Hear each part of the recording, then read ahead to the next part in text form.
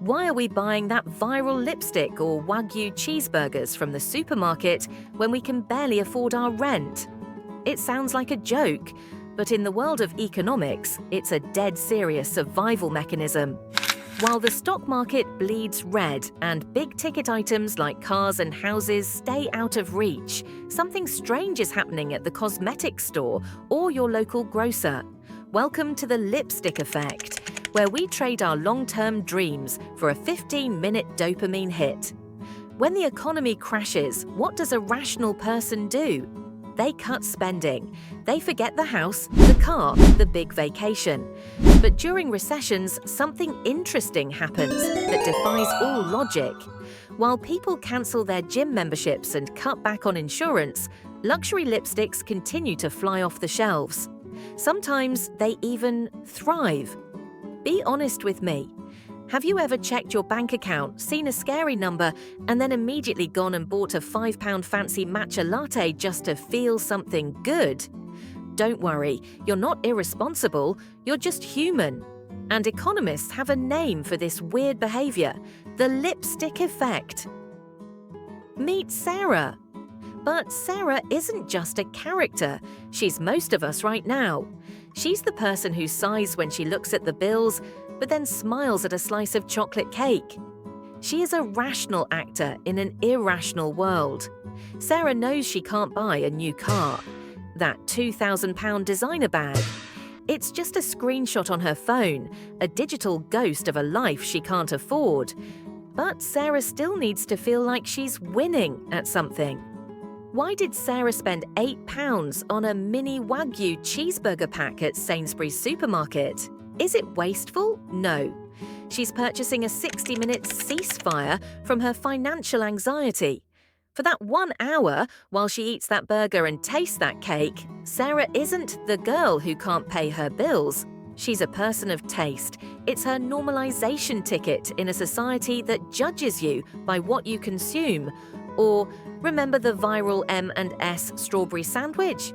It was just bread, cream and fruit for £3.50. But on TikTok, it was a badge of honor. It wasn't just a snack, it was a $4 ticket to social relevance. While we couldn't afford a house, we could at least afford the viral life. This isn't a coincidence. This is one of the most fascinating and slightly dangerous paradoxes in economics: the lipstick effect.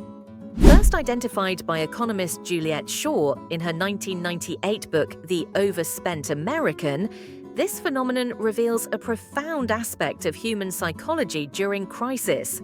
It suggests that when we can't afford to change our lives, we settle for changing our mood. It's the cost of a small treat versus the price of a big dream, proving that even in the toughest times, our need to feel special is never truly on sale. In 2001, Leonard Lauder, the head of Estee Lauder, noticed something interesting. After the 9/11 attacks, as the American economy reeled from shock, Lauder saw that his lipstick sales jumped by 11%. It's the economy's way of offering us a consolation prize. We might not be able to afford the lifestyle anymore, but we can certainly afford the scent of it. The logic is a masterclass in psychological substitution. A Chanel bag is $5,000, out of reach, but a Chanel lipstick is $50. You get the same logo, the same gold-trimmed prestige, and the same expensive smell for 1% of the cost. It's the ultimate economic hack, buying the feeling of wealth without the wealth itself. In 2026, the lipstick effect has mutated. It's no longer just on your face, it's on your plate. We are seeing a total economic split personality disorder at the checkout. We save 50 pence by buying the cheapest generic beans just so we can justify spending £10 on a miniature Wagyu burger. We're doing high-stakes mental gymnastics while waiting in line. Financial Times data confirms this shift. In the UK, premium supermarket ranges are growing twice as fast as regular food. Why? Because the night out is dead. A £150 restaurant bill is a tragedy, but a £15 luxury meal kit at home is a victory. It's 90% of the prestige for 10% of the cost. If you scroll TikTok, you'll see the little treat culture in full swing. It's aesthetic escapism. Look at the 2026 icons, the $9 lavender cold foam latte or the functional prebiotic soda in a designer can. Why spend $9 on a drink? Because when the housing market is a nightmare, that pastel-colored latte is a masterpiece you can actually own. Even our status symbols have shrunk. Can't afford the $300 perfume? You buy the $20 branded hand cream. You pull it out in public, and for a split second, you're part of that world. This is accessible luxury signaling. Gen Z and millennials aren't competing over who has the most. They're competing over who found the best ratio of vibes to actual cost. But here is the unseen danger. Today, the lipstick effect is fueled by something 1930s consumers didn't have: instant credit. We are now using buy now, pay later services to fund our little treats. When you're split paying a $7 latte over 4 weeks, you're not just buying a treat, you're mortgaging your future for a temporary feeling. This is where the normalization ticket becomes a trap. We buy these items to feel like we're still part of the middle class, but the debt we incur keeps us from ever actually joining it. It's a cycle of affordable luxury that leads to unaffordable debt. And this story also has invisible winners, the suppliers, and here's where the plot thickens. While supermarkets fill their shelves, the giant production facilities behind them are making historic profits. Meet the real beneficiaries.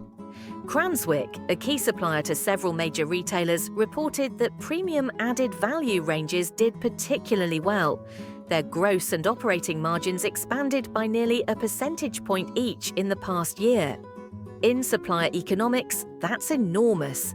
Then there's Greencore, the ready meal specialist behind last summer's viral strawberry sandwich for Marks & Spencer.